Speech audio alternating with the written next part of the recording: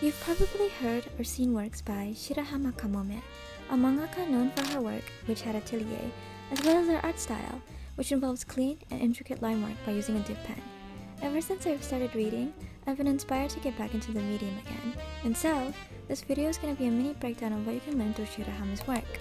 This panel from volume 1 is the one that we're going to look at, since I think it's a nice introduction to her aspects of hair, background, and even cloth, in a more simple form. However, I won't go in depth with the background, but I'll explain why later. There's this one video of Shirahama Kamome's art process while working on Hat Atelier, and in the beginning, you can see the art supplies that she used, which are of course, dip pens and some pencils. It took me a while to figure out her supplies, especially the nib that she uses. Eventually, I settled with the Tachikawa T44-10 Nib. Honestly, I still don't know if that's the correct nib or not, but I really like the shape. Shirahama has also mentioned that she uses scroll nibs, which I'm assuming that are sized 50. For me, when it came to the nib holder, it was already obvious what it was since it's so common, which is the Tokyo slider, but also for the pilot ink, because Shirahama herself posted on social media the type that she uses. Paper-wise, I suggest searching on the internet for good recommendations, but personally, I'll just use my cheap sketchbook paper. I do want to advise that some paper may damage your nib if it is too scratchy. Earlier I mentioned how I won't go in depth with the background. Well, that's because they simply follow the basics of dip pen works when it comes to it. Stuff like values, hatching, or cross-hatching. This is also where Shirahama's scroll nib comes into play, since you can see that her shading is always in pairs of 2 lines per stroke. When it comes to value, it's just adding more lines to make certain parts dark or lighter, depending on the thickness of the lines or how spread out they are. If you want to learn more about this, there's so much better videos to go in depth, but this video is more on the shading of the characters. Shirahama's lines are thick on the outside and thinner on the inside for both cloth and hair. The hair is drawn in thick strands, almost like ribbon, and she usually has long strokes that are broken up time to time with dots. Honestly, I feel like there's no restriction when it comes to adding lines in the hair, so if you want to copy her style, it's just having fun with the lines. Also, I noticed that the top of the head is usually empty space with some dots. Here's an example of an advanced illustration of hair with this image of V-shade, which may be fun for a complicated study. And now here's my short snippet of my practice drawing, applying these techniques where I only show up the parts where I did the hair.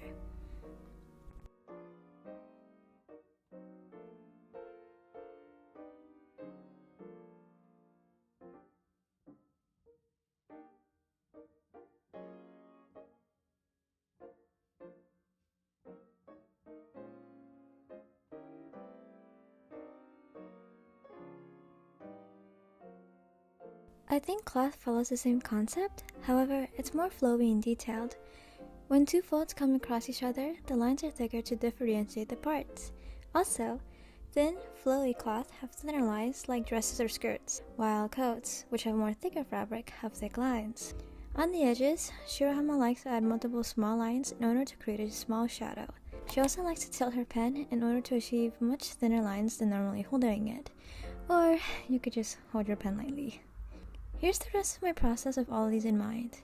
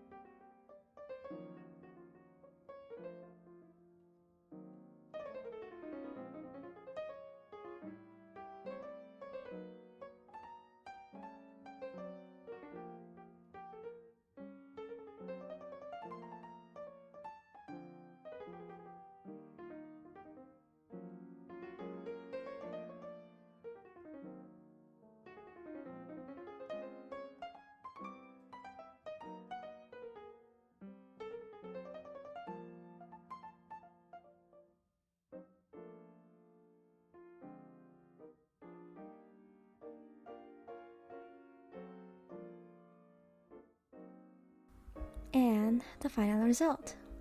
Overall, I think Shirahama's art style might look overwhelming at first, but honestly, it's very fun.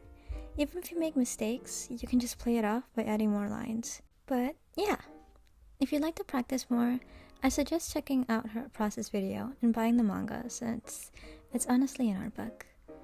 But that's all. Thank you for watching!